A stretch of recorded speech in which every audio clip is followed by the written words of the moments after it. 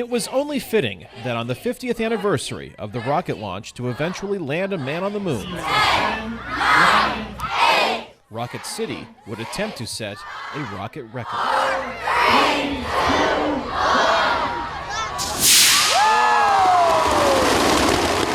We are launching 5,000 model rockets to break a Guinness World Record. Randall Robinson is the director of training at SpaceCamp, an immersive space and science experience geared toward youth, many of whom came to watch the launch on the campus that SpaceCamp shares with the U.S. Space and Rocket Center. Us wanting to break this record is signifying and putting Huntsville back on the map for the importance that it played in the Apollo program. It was in Huntsville in the 1950s and 60s that scientist Wernher von Braun led NASA's Marshall Space Flight Center in developing the Saturn V rocket. Von Braun's daughter Margrit says her father and his team never doubted the success of their efforts and the Apollo program. We just knew it was going to work. We just grew up with this presumption of success, and I think that was how the rocket team behaved.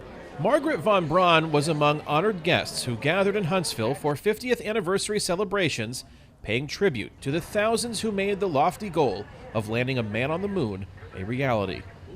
The launch of the first astronauts to set foot on the moon in 1969 was a mission she experienced in person alongside her father, considered the father of rocket science. It was the first launch I'd seen. There really aren't words to describe it. That's what most people say.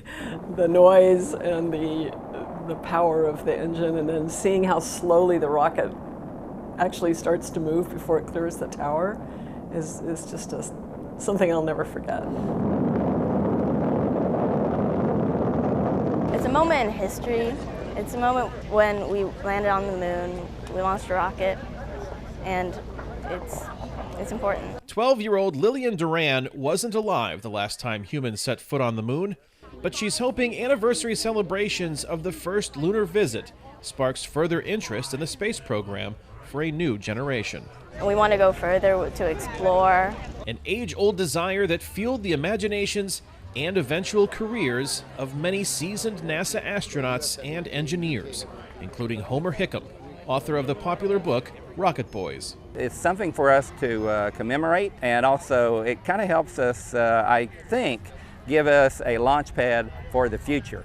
While officials at the U.S. Space and Rocket Center wait for the smoke to clear for certification of their record rocket launch attempt from Guinness,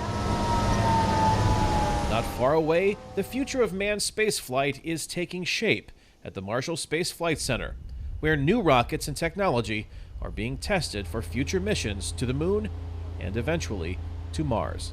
Kane, Farabaugh, VOA News, Huntsville, Alabama.